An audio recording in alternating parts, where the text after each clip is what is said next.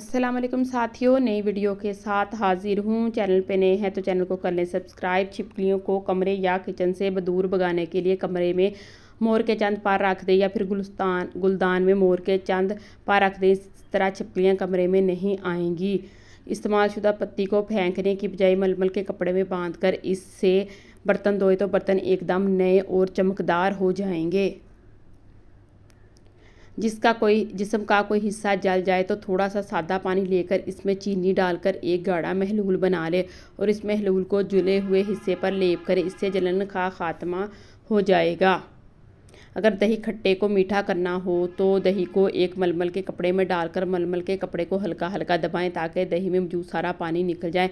जब दही में मौजूद सारा पानी निकल जाएगा तो दही को एक बर्तन में डाल दें और थोड़ा सा दूध शामिल करके इससे चम्मच से हिलाएं। इससे दही की सारी खटास ख़त्म हो जाएगी। टमाटर घी या तेल में तलने से इनकी असल खुशबू और जायका बरकरार नहीं रहता। टमाटर की असल खुशबू और जायका बरकरार रखने के लिए इन्हें चर्बी में तला जाए। सब्ज़ी को ताज़ा रखने के लिए पानी में 2 चम्मच के खाने के चम्मच सिरका मिला दें। इसको सब्ज़ी में भिगोकर निकाल दें। यही पानी सब्ज़ी पर छिड़क दें। पनीर को ताज़ा रखने के लिए इसके चारों तरफ नमक लगाकर कपड़ा लपेट दें तो पनीर कई हफ्तों तक ख़राब नहीं होगी। सर्दी आने पर गर्मियों के कपड़ों को में संदूक, अलमारी या बॉक्स में रख दिया जाता है तो इस तरह कपड़े काफ़ी अरसे तक पड़े रहने से इनके अंदर एक ख़ास किस्म की बू आने लगती है जो बाज़ औक़ात कपड़े धोने से भी नहीं जाती। इससे बचने के लिए कपड़ों को तय करके रख दें और इनके दरमियान में खुशबू की खाली शीशी या बोतल रख दें। इससे कपड़ों में महक बरकरार रहेगी। थोड़ी सी इमली पानी में भिगो दें। थोड़ी देर बाद जब इमली नरम पड़ जाए तो इससे खूब हाथ मल लें और इस इमली से बर्तनों को धोएं और खूब रगड़े, बर्तन चमक उठेंगे। घर में लाल मिर्चें पीसने का एक बेहतरीन तरीका ये है कि जिससे मिर्चों को पीसने से खांसी आए ना छींक आए। बल्कि खुश्क मिर्चें धूप में कुछ देर के लिए रखने के बाद जब इन्हें ग्राइंड करने लगे तो मिर्चें डालकर थोड़ा सा कुकिंग ऑयल डाल दें और फिर ग्राइंड करें। इस तरह आप घर पे पिसी हुई खालिस लाल मिर्चें तैयार कर सकते हैं। चावलों की हिफाजत। चावल पकने के बाद सख्त हो जाएं तो एक कपड़ा लेकर इसकी तह बना लें। गीले कपड़े से चावल को दम देते वक्त रख दें या छिट्टा दें, चावल नरम हो जाएंगे। चावल नरम पड़े तो अखबार की तह बना लें, ढकने के नीचे रख दें और अखबार अपने अंदर नमी जज़ब कर लेगा।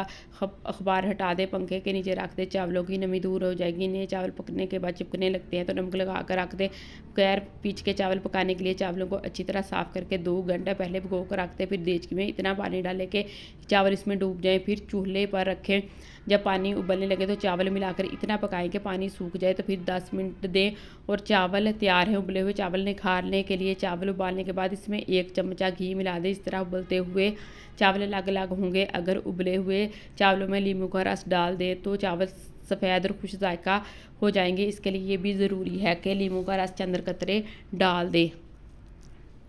जली हुई जिल्द को बेहतर बनाने के लिए आधी प्याली दूध में आधा नींबू का रस निचोड़ें और 1 चम्मच हल्दी डाल दें। कुछ देर में दूध फट जाएगा तो महलूल को रुई की मदद से जिल्द पर लगाएं और हल्की हल्की मसाज करते रहें।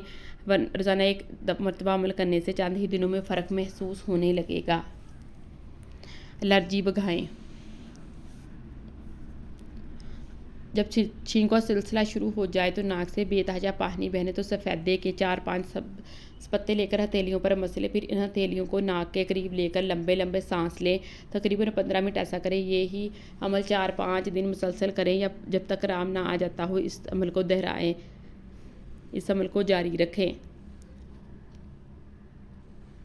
जोड़ों के दर्द का इलाज।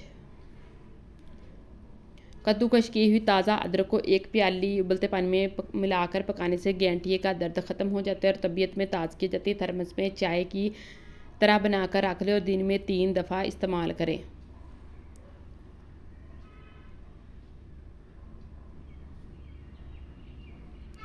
फ्लश को साफ़ करने का तरीका। फ्लश को साफ़ करने के लिए 1/4 ताकतवर क्लोरीन ब्लीच या आधी प्याली अमोनिया डालकर ब्रश से साफ़ करने के बाद पानी बहा दें, इससे टॉयलेट फ्लश चमक उठेगा। और ख्याल रखें ये दोनों केमिकल एक साथ इस्तेमाल ना करें। अल्लाह हाफिज़।